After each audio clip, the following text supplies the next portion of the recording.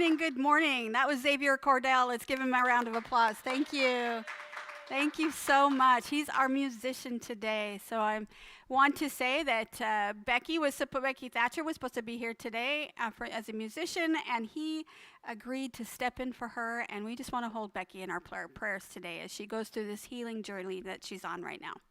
So, welcome to Unity of Tacoma. I'm so glad that you decided to join us. My name is Reverend Lori Irwin Johnson, and I use the pronouns she and her. And I want to thank you if you decided to join us again, if you've been here before, and if you have not visited, I'm glad you decided to visit today, because today is a special day. We are starting Faith in Action. And so I'll explain that a little bit more as we get further down in the service. But again, welcoming Zavier Cordell, and this is the second time he's played for us, and it just, every time I hear it, it's like so primal, so cool, feels so good in my soul. So thank you so for being here, and I appreciate it. So today is the first day of Faith in Action. Happy Faith in Action, everybody. And the color today is purple. And or purple-ish. Violet is the color, actually. Wine, or on the spectrum of purple. And we are actually going to be studying the book The Eternal Heart, The Mystical Path to a Joyful Life by Carl McColman. And our focus today is on chapter 0. So he has 8 chapters plus 0. So we're going to talk a little bit about 0 and get us started on eternity and our change in perspective. But first, before we go into our service, let's start off with a prayer for protection. If you know the prayer for protection, please say it with me. It's for those of you online, you'll see it on the screen. If you need a copy of the prayer, it's on the table in the back. And just say it with me. It's a wonderful prayer.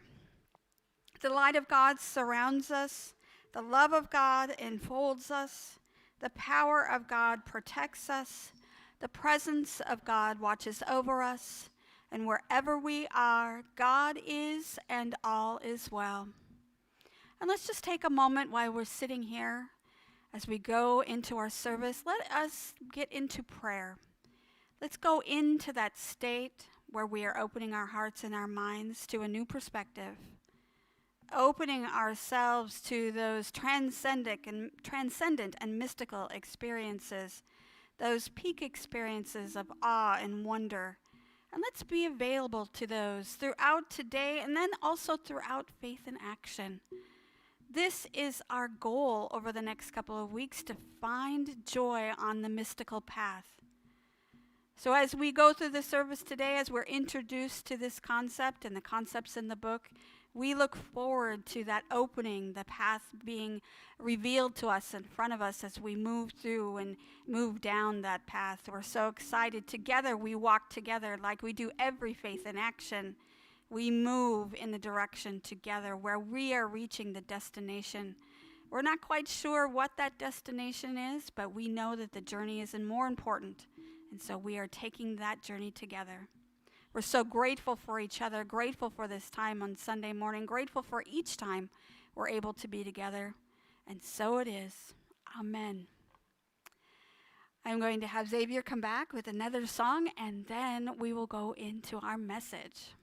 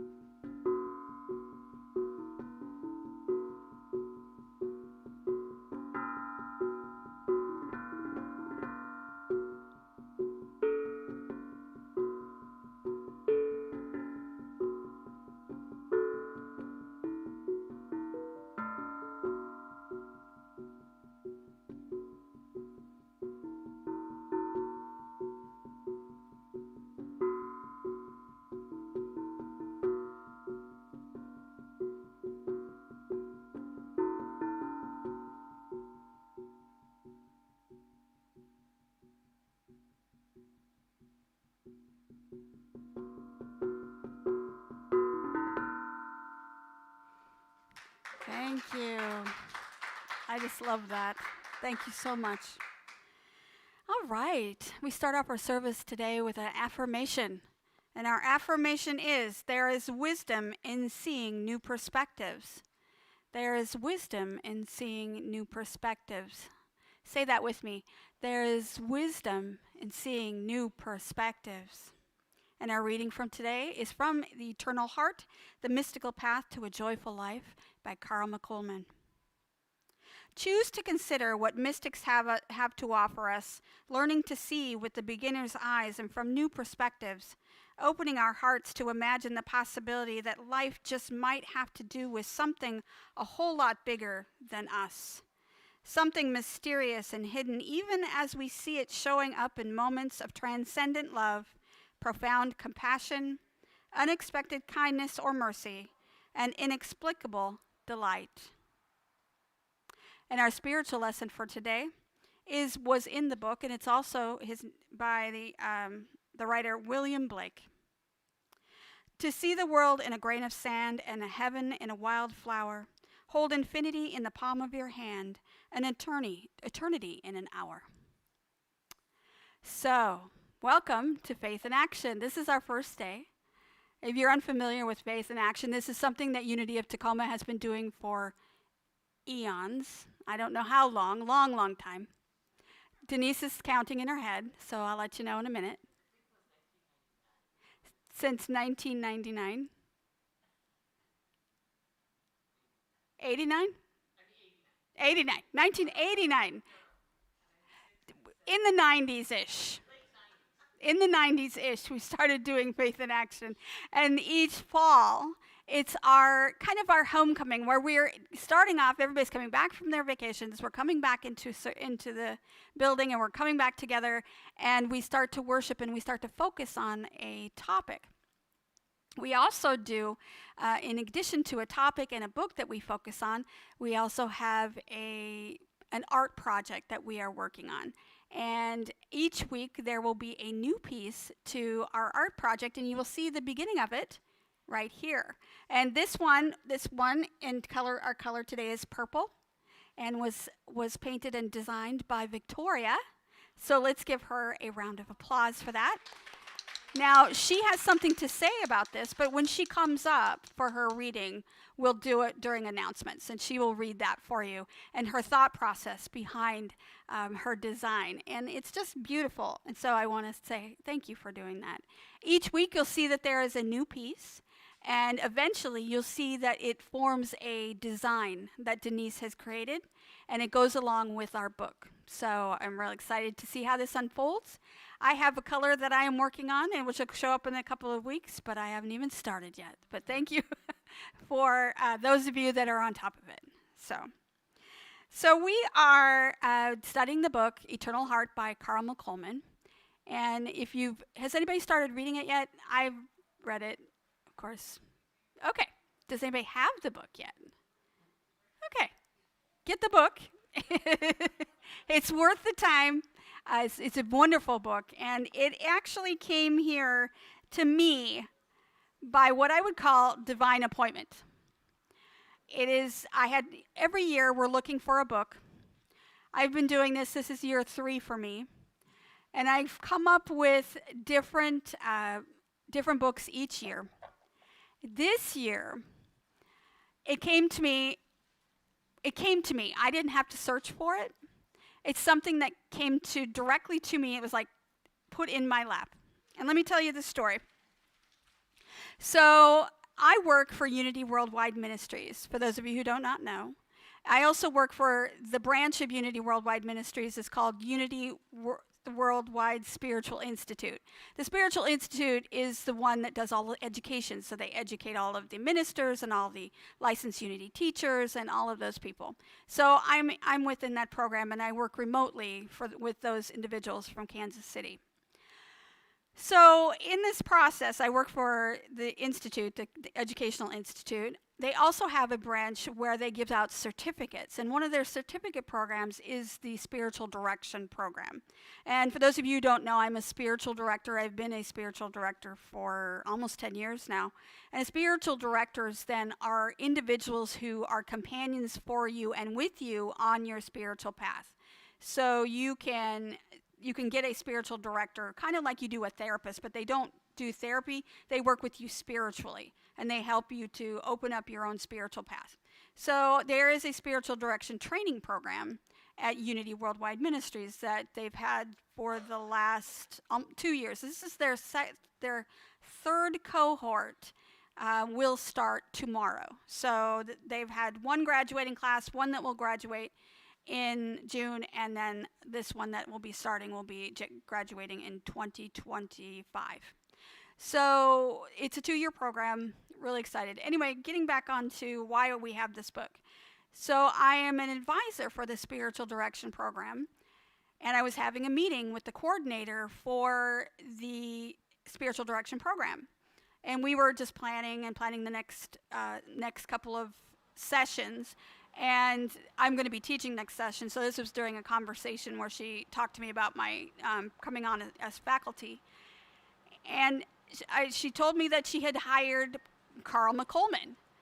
Carl McColman is a mystical Christian writer, and he has many, many books. And I was really thrilled because I had followed Carl McColman on Facebook, and then I also have read some of his articles, and I was really excited that he came on as a faculty, and I was just kind of fangirling out. You know, when you hear about this, you get all excited, and you're like, oh, yeah, really cool. And she goes, oh, I didn't realize you were a fan. And I said, oh, yeah, I'm a fan. He's so cool. So anyway, we ended this conversation, and a week later, I went out to my postal box right outside my house, went out to get my mail, and there was a package in my mail with this book, and it was The Eternal Heart by Carl McColman. I opened it up, and it was from him. He had signed the book and sent it to me, and I was just thrilled. So I reached out to him on Facebook, and I thanked him, and I said that was such a thrill to get this book, and by divine appointment, this book had landed in my lap. And later in the evening, I started reading it, and I said, this is our book. This is our book. I knew that it was given to me at the right time, doing the right thing. And I was like, yes, this is our book. So we're going to move forward with this book throughout the next 8 weeks. And we will also have a book study if you are interested, and I'll tell you more about that a little bit later. So the interesting thing is, with this wonderful book that came to me as I was reading it, I also kind of thought, maybe it's not the right book for us because it is a little bit Christian-oriented. Because I know as a tradition at Unity of Tacoma, they started out with a Christian background, really solid Christian background, but we have gone beyond that into what we're no longer a church, we're a spiritual center, and we've gone from a Christian-based organization to now a trans-denominational organization where we accept everyone on their path, whatever spiritual path that they are on. And so we've kind of gotten to that point. However, I think that we need to revisit our Christian heritage.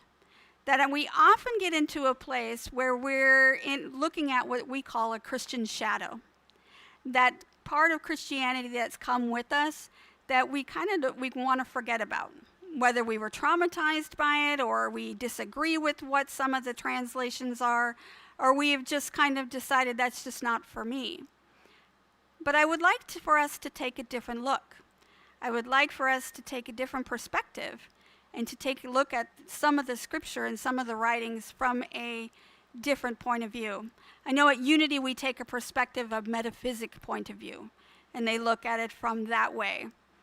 But I would like to take a look at it based on this book through a mystical lens, through the mystic idea of Christianity. Does anybody know what mystical really means?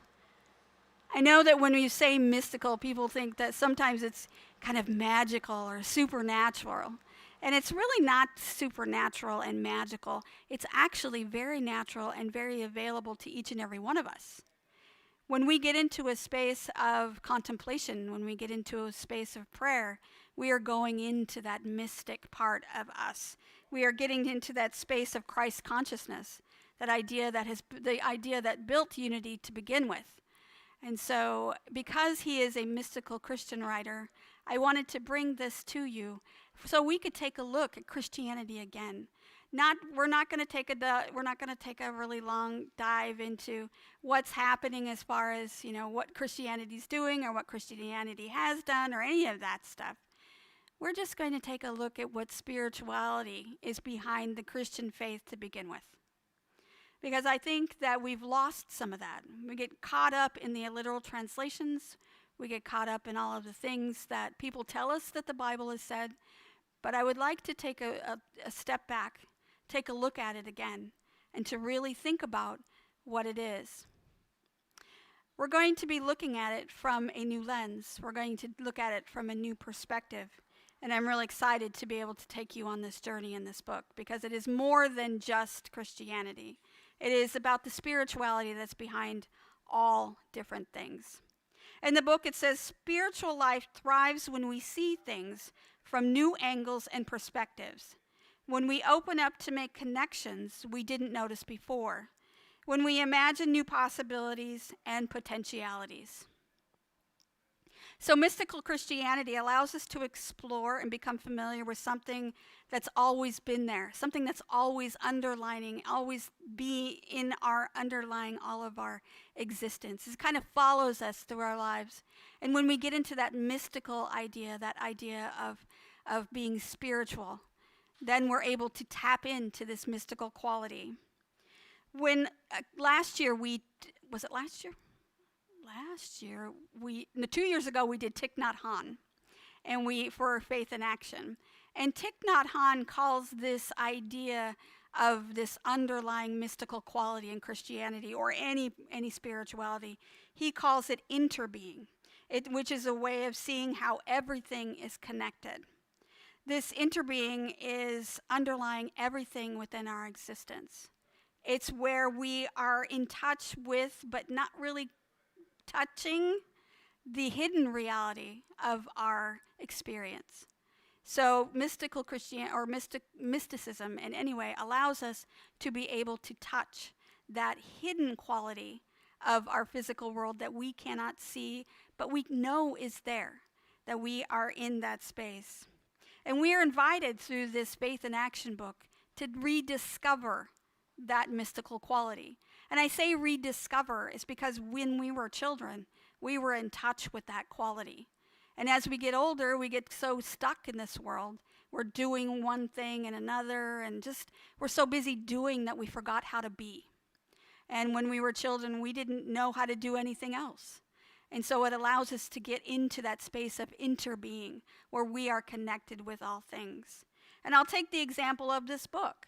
So if I didn't work at Unity Worldwide Ministries, if I hadn't become part of the education team at Unity World Spiritual Institute, and I met Joni, who was the coordinator of the Spiritual Direction Program, and I became an advisor, and we were having a conversation about the faculty, she said to me that this gentleman, Carl McColeman, had started the program, and then after I learned that, and she found out that I loved him, he sent me a book.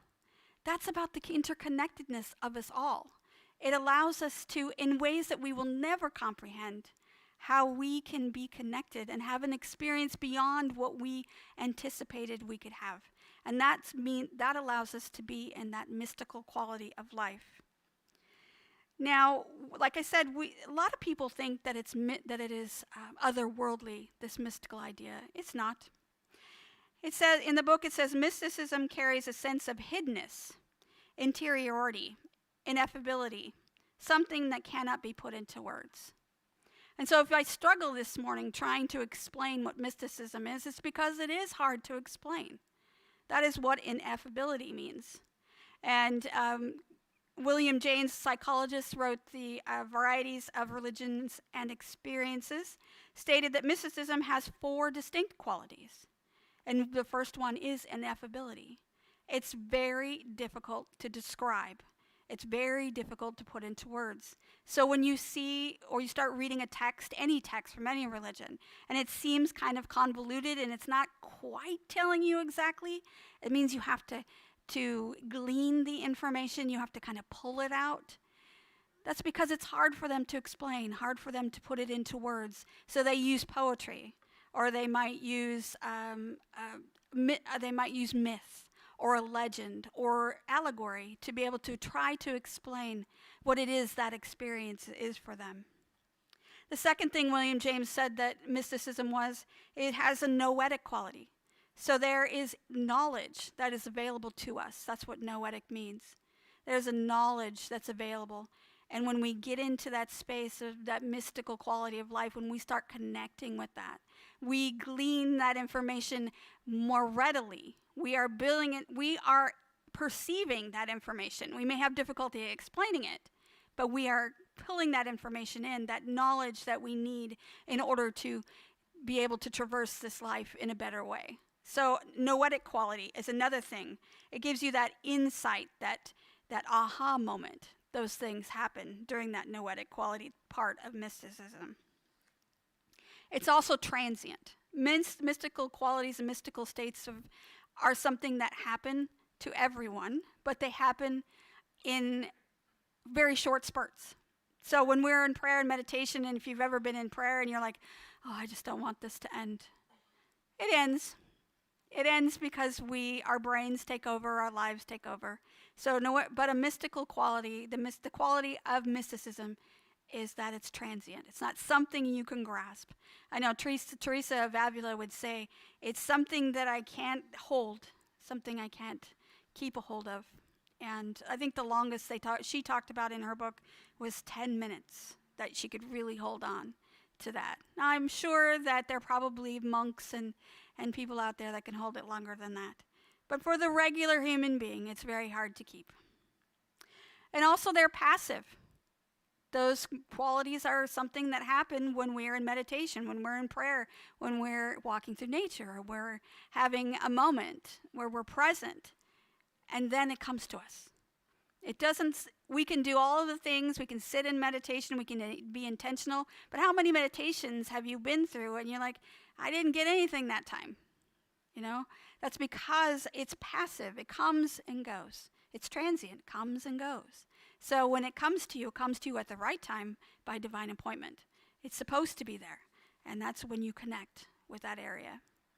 So mysticism then is that underlying yet seemingly elusive substance or essence of our being and our understanding of all things that's really difficult to explain. It's full of knowledge and wisdom that we need to take in. And our experience with it may be short and fleeting, and we can't maintain it too long. But of course, over time, through our meditation and prayer, we can be available for that passive experience of the mystical quality. So we are enveloped in the power of God or the universe or all the things that you know. Whatever you want to call it. It is what it is. Abraham Maslow called these experiences peak experiences, these times of transcendence. In his book, Religions, Values, and Peak Experiences, he described it as rare, exciting, oceanic, deeply moving, exhilarating, elevating experiences that generate an advanced form of perceiving reality and are even mystical and magical in their effect. It is the private, lonely, personal illumination, revelation, or ecstasy of some acutely sensitive individuals. He believed that everyone had that sensitivity, that we have the availability to get into this space of mysticism, these mystical qualities in life. He believed we all have them. It's whether or not we recognize them is the key. He says that we all have them, but a lot of people either ignore them, are afraid of them, or deny them, or all of the above. Because mystical qualities are different. It's a different state of consciousness. It's a different space of being. And so for some people, it feels like they're out of control. And in these moments, it does feel like you're being taken over by something bigger and larger than you. And that's a good thing. Don't be afraid of that. But a lot of people are. And so he says that we need to be aware and we need to be open. Carl Coleman says in the book, mystic, therefore, is simply a person who has embraced this new way of seeing, the mystical dimension of spirituality. Mystical spirituality invites us to discover a hidden life of meaning, purpose, spiritual consciousness, and joy. So going back to our reading earlier, when I talked about the beginner's mind, we need to re-look at our spirituality again. We can sometimes get really caught up in the process of being spiritual that we forget about the underlying quality of what it means to be spiritual in this mystic way. When we are mystics and we are on this journey or on this path moving forward to that place of expansion, we are on the mystic's journey. And so we need to remember to be aware and to be open and be okay with that and not to be afraid of it. We need to start looking as if we're looking from the eyes of the beginner. Have you ever done anything from the beginner's eyes? You remember when you started classes. So for me, when I started watercolor, for example, when I was working with Denise, I'd been painting classes before, but never had I done watercolor before, except for maybe when I was a child. But from a real point of view, I knew about art, but I didn't know about this one. So it was a brand new art. I had to come back to it with a beginner's frame of mind, from a beginner's eye. And when we talk about the wisdom teachings of all spirituality, and it's within all texts. So wisdom teachings includes all different faith traditions. And that's how we are here at Unity at Tacoma. We include all different faith traditions, but even wisdom tradition in Christianity, that is also carries that mystical quality that we may not have gotten out of our first look at the text. We have to be willing to look at the teachings that are available that are beyond the words that we have read, or beyond the words of what someone has told us that the text means and will mean for us. We need to be open. We need to do something what's called Lectio Divina. How many of you heard of that? I know if you've worked with me before, you know Lectio Divina. It is a spiritual reading. When you take a text, whatever it is, usually a self-help book or a text, a wisdom teaching text, or a spiritual text, or a religious text, you look at it and you open yourself up. You start with prayer, you start with meditation, you get into a space of receptivity. You're open to that. And then you start reading it. And then you read it and then you stop. And then you say, okay, so what is this telling me? We know literally what it's saying. The words tell us the meaning. But when you sit back and you really think about what's happening and you allow that spirit to move through you and as you, you start to see that there is a revealing of something else, something more that's coming through the words, behind the words, that are coming to you, that are showing you a different way. That is the mystic way of doing it. That is Lectio Divina. That's spiritual reading, in essence. And so when you do it that way, when you do the book, when you read the book this way, when you allow yourself to be open to new perspectives, when you start to see from a different point of view, then you start to see and hear different messages. You get into that mystical state. You get into that space of knowing, where you're reading that noetic quality that's within all mystical states. We have to be willing. He says, McColman says in the book, that mystical truth in an ancient sacred text is that we will have to be willing to consider what it has to say within its words from an unprejudiced eye. Whatever your tradition or your view of biblical wisdom, I ask you to keep an open mind. So even though you think you know what those words in the Bible or any spiritual text is, think again, because there's always something else. Have you ever read the book? When we're as children, we learned the story Chicken Little, right? We all know about Chicken Little. Did that happen to Chicken Little? Did Chicken Little actually go out, look up at the sky, and was the sky really falling? No, it was for Chicken Little, right? Right? That's the little translation, okay? It was happening for Chicken Little. But what was the moral of that story? Was it about the sky was falling? No, it was not. It was about more than that. It was about more than just what the words were telling you. You were getting a message that was beyond what was happening to Chicken Little. So remember, when you're reading these texts from whatever religious tradition you're reading, this comes from an individual from a different time, a different place, from a different cultural context. But the words beyond those words that they're using from their cultural context, from their understanding, there is a message that is deeper than that. So as we go through this book, I invite you to think about what is happening underneath the words here. What is the meaning behind what it is we are studying, what we're reading? Take time for meditation. Take time for prayer. He says, I promise you this. If you don't change, if you don't look at things, you will always see things the same way you've always seen it. That's just obvious, right? If you don't change, things will never change. If you don't change the way you look at things, the things you look at will not change. That's one of the things that Wayne Dyer used to say. Change the way you look at things, the things you look at will change. Absolutely, change the way you look at it. So as we go through this book over the next 8 weeks, we're going to be going through what he says are the different meanings behind the Beatitudes. Have you all read the Beatitudes? Yes. We're good. I'm glad that you haven't read the Beatitudes. We're going to go through the Beatitudes in a way that is mystical, where it's spiritual, where we're opening our hearts to what the meaning is behind the words.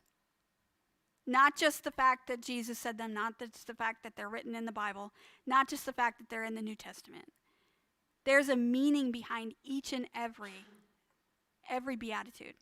And so we're going to talk about that throughout the next 8 weeks. It's not going to be the main focus, not going to be the only focus, but he's going to come from that point of view. So when you go into it, open your hearts, open your minds, be available to this new understanding of what this is trying to teach us. So when we go back to the Bible, and I'm going to use an example from the Bible, where we talk about the beginner's eye. We go in with the beginner's frame of mind. In Matthew 8:3, Jesus said, I promise you this, if you don't change and become like a child, you will never get into the kingdom of heaven. What does that mean to you?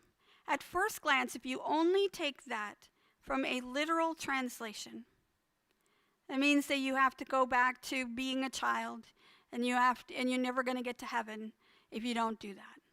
That's not what it's saying. It's not just saying that. It's saying go into your life and look at things from the point of view of the beginner's mind.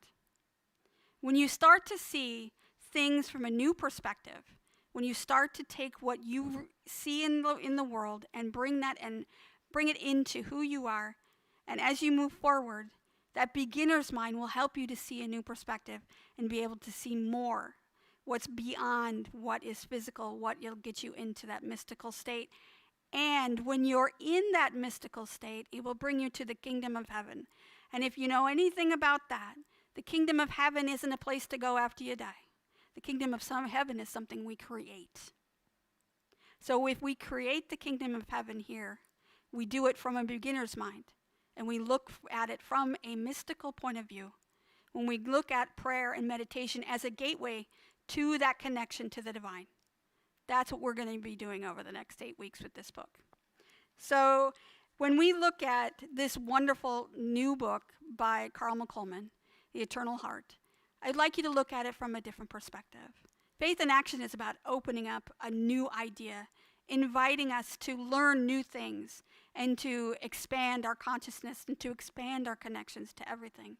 So I hope as you move through this book that you're able to see things from that perspective of mystical heart, where we're open and we're available and we're ready to see something new. And to let that be part of our experience over the next couple of weeks. So I want to thank you for listening to me about that first zero chapter. Please, if you are going to be part of the book study, and anyone can, I can get you a Zoom link if you're interested, read 0 and 1 and when we meet for Tuesday. So I'm going to invite Zavier back for another song, and then we'll come back for meditation.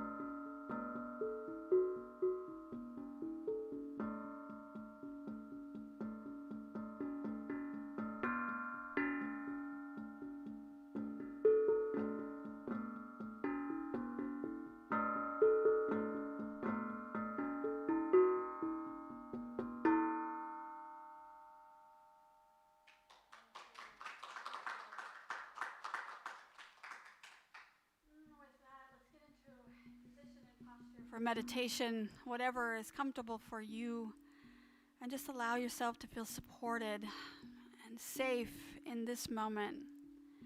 Allow us to be open and receptive. If it's comfortable for you, you can close your eyes and start pulling your attention away from this physical world and into the ethereal world that is within all things.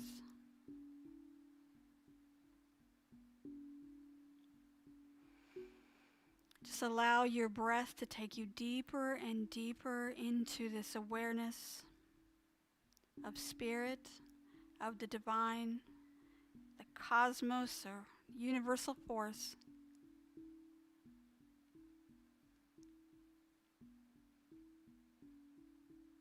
And as you go deeper and deeper within yourself, you understand that you're open and you're available.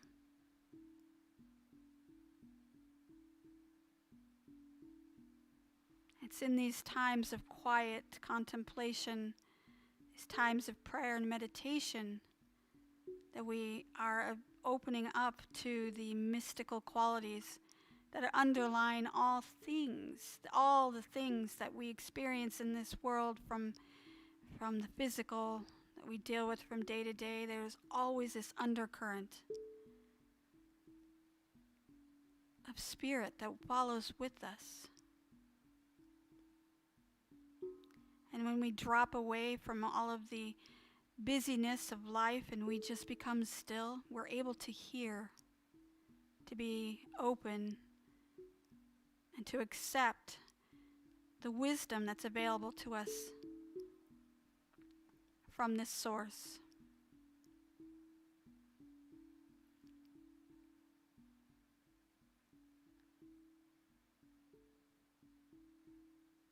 It's in this place of silence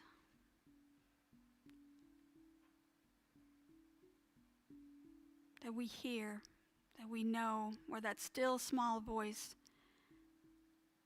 can break through all the busyness and the noise of our lives.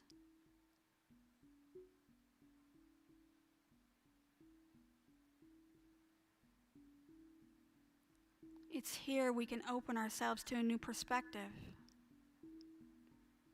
to be able to see things with a beginner's eye.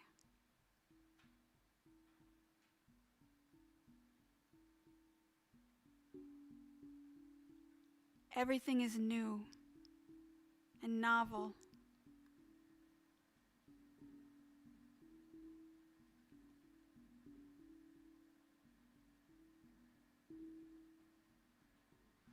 We get into a space of seemingly nothingness, but it is more than that. Because what we experience day to day is just an illusion. The truth is within the silence and in the moment.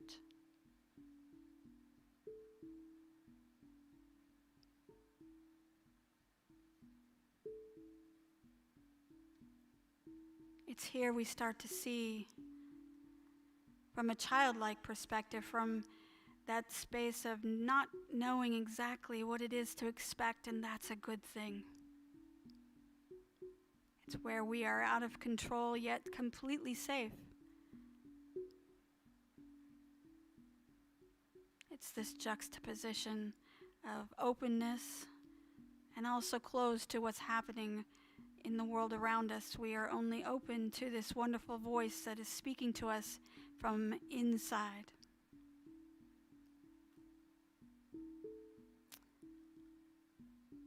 We are the channels that are set to on the dial to that transmission of information.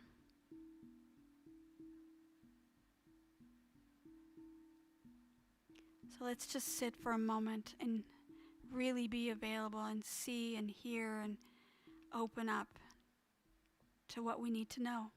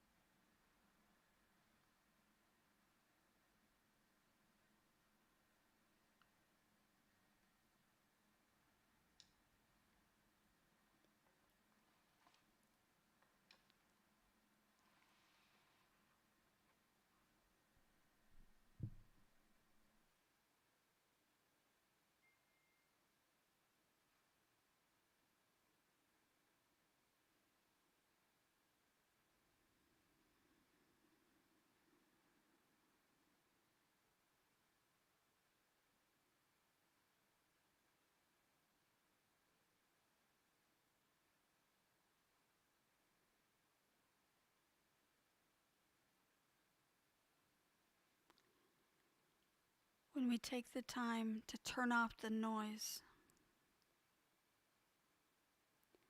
we start to understand that interbeing that Thich Nhat Hanh was talking about, that connection with all things, is there always.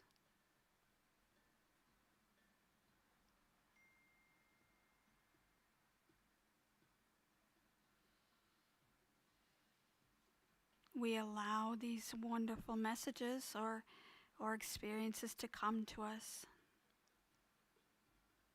during these times of prayer and meditation. Whether you decide to use silence as your tool or you decide to use music as the catalyst, there is no wrong way of connecting with the divine. The point is that you need to make the intention to connect each and every time. Make the time.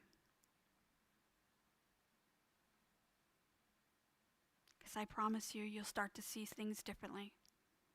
Your perspective will change.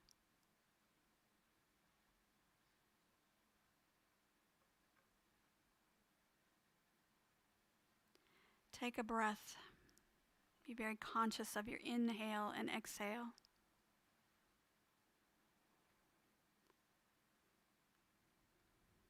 Feeling your body again. Pulling away from that mystical pull that is pulling in you the direction. We need you to come back to this room. But with gratitude, you say thank you, and we'll visit again, allowing it to go back to where it goes. You take another breath. And you start to feel your physical body being supported on the surface that you're on, your feet planted on the floor. And when you're ready, you can open your eyes and bring your awareness back into this space as Zavier takes us out in another song.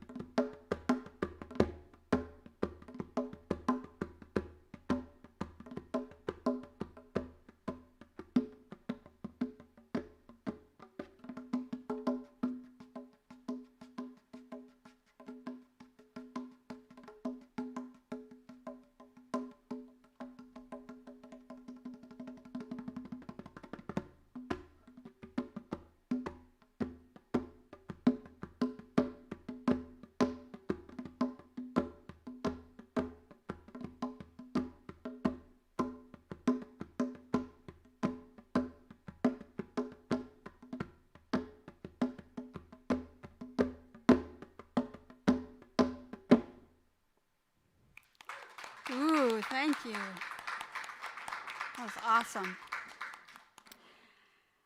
You know, the Katie Jane band was here a couple weeks ago, and I follow them on Facebook. They're always so very, busy. They're at all of these different Irish, Celtic performances, and they were at the Scottish Highland Games, and I don't know exactly where they were.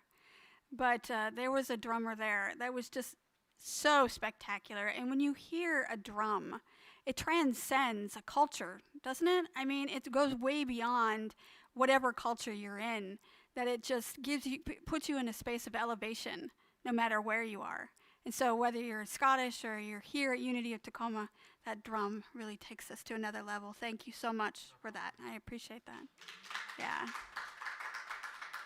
All right, so we come to the portion of our service where we open our hearts to give. All donations that we receive here at Unity of Tacoma go to support the missions and the ministries and the musicians that we have here on Sundays. And there's so many different ways you can give. You can go to our Facebook page, facebook.com/Unity of Tacoma, to give via Facebook. You can go to our website at www.unityoftacoma.org/donate to give via PayPal there. You can donate through Zelle using our telephone number 253-576-3225. You can mail a check to Unity of Tacoma, P.O. Box 112289, Tacoma, Washington 98411. And if you're here in the sanctuary with us, you can go ahead and you can drop it in the prosperity box in the back if you so choose. And as we prepare to give, I'd like you to hold that circulation of abundance in your hands, allowing it to move through you and as you. As Jesus said in Luke 6:38, give and let's try that again. Give and you will receive. You'll be given much, pressed down, shaken together, and running over. It will spill into your lap. The way you give to others is the way God will give back to you. And as you visualize holding this gift within your hand, please repeat after me. Divine love flowing through me blesses and multiplies all that I am, all that I have, all that I give, and all that I receive.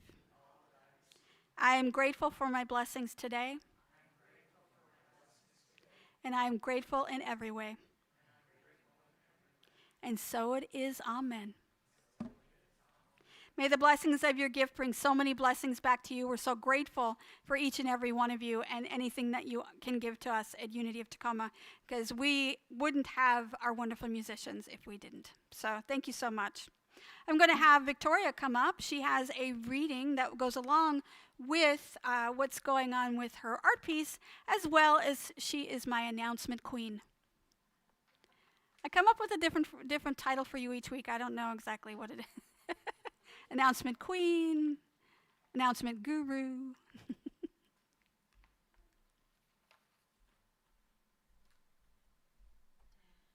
Different. Doing different, yes. Okay, am I in the right place, Denise? Okay. All right. She wanted me to stand here so that I could point to my art, which is movable art today. We can tell it's fall because the heater is back on. And when the heater comes on, the wind blows, and then the artwork flows, don't you know? So I will go ahead and tell you a little bit about how this happened. This was a very organic creation. I chose it because of the words. I chose it because of the color, one of my favorites. But I chose it also because it was first. And when you're first, you can't spin off anything else. And so I sat down to this blank canvas with this black thing on it, pathway we might call it. And I thought, well, my color is purple, and Denise gave me 3 bottles of different shades of purple. So I just took a broad brush and started. I knew I'd put a background first, and then I'd add other stuff. And it just was so fun to watch it grow. And I kept reading the verse that Denise put with it, which is, there is wisdom in seeing new perspectives. And I thought that was really appropriate for me this year.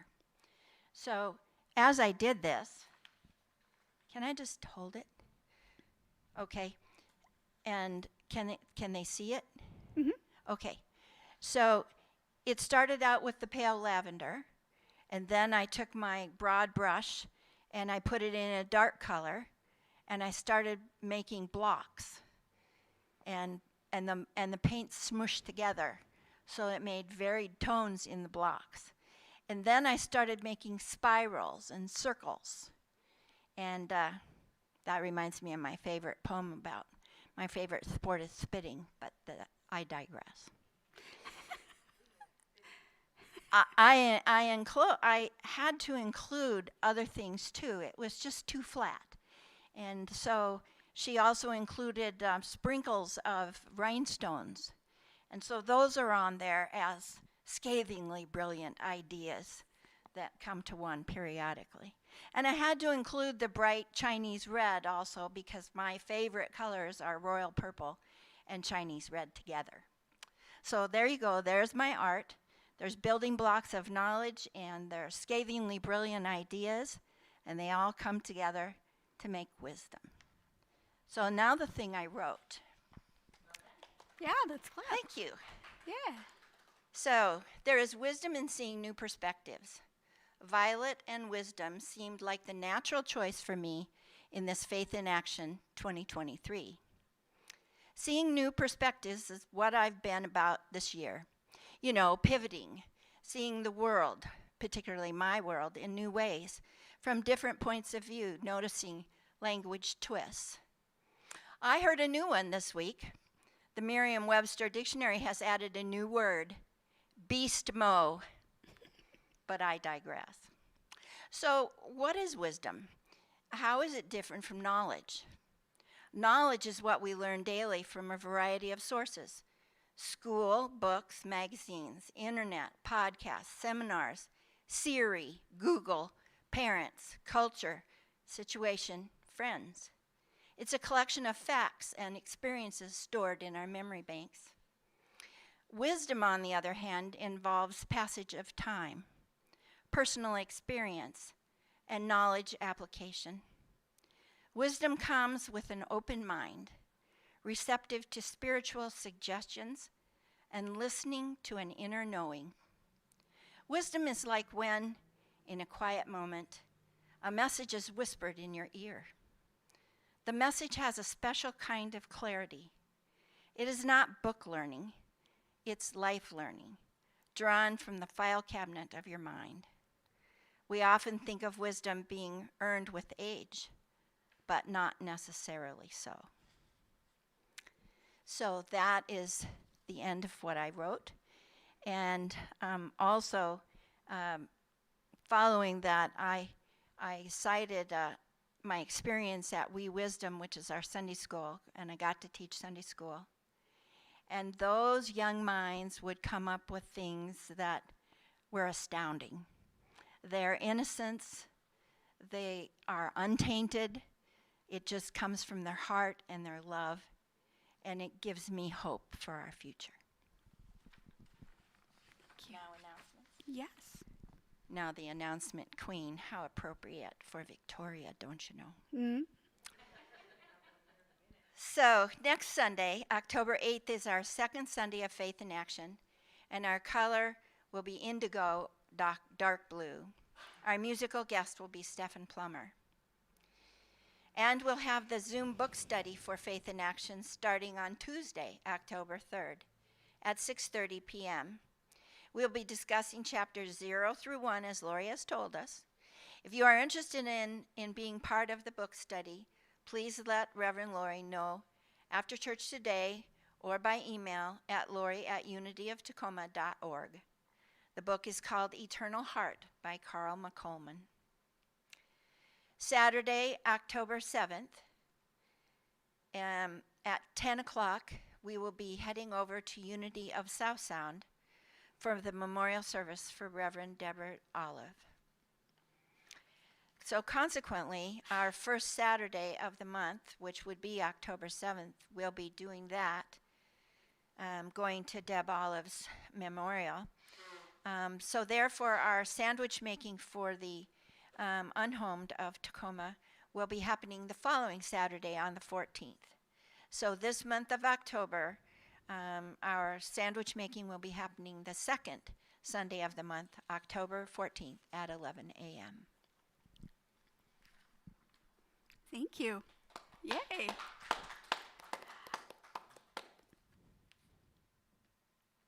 Thank you, Victoria. I like Queen Victoria. That's cool. I'm going to use that. Today we were going to do an animal blessing, but we're going to be doing it next week. And so if you didn't bring a picture of your pets today, please bring a picture of your pets next week. St. Francis Day happens to be right in the middle of the week, so we have an entire week to bless the animals. So we're going to do that next week. So if you have a picture of your animal, or if you didn't bring one today, please bring a picture of one next week so we can do a blessing at that point. And I do believe, Victoria, you wrote something, yes? I got it right here. So we'll be reading that as well. So thank you for doing that. Makes my work much easier. All right. So our benediction for today, we're gonna go off today with another reading from Eternal Heart, and it says, "Let's imagine together. Let's imagine infinity and beyond.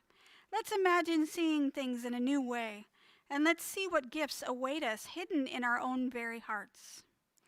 Then let's imagine how those gifts can make our lives better and help us create a better world.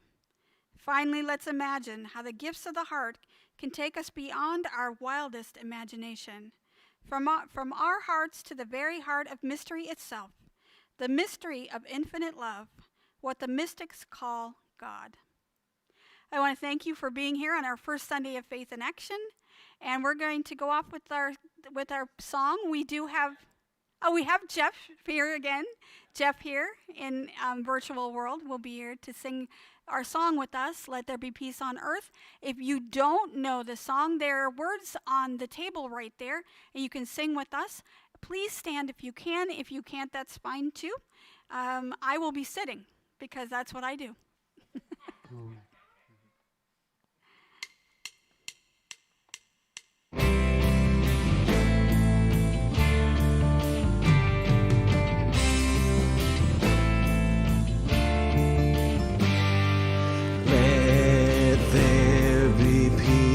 On earth, and let it begin with me. Let there be peace on earth, the peace that was meant to be, with God our Creator, family all are we. Let us walk with each other in perfect harmony. Let peace begin with me. Let this be the moment now. With every step I take, let this be my joyous vow, to take each moment and live each moment in peace eternally. Let there be peace on earth, and let it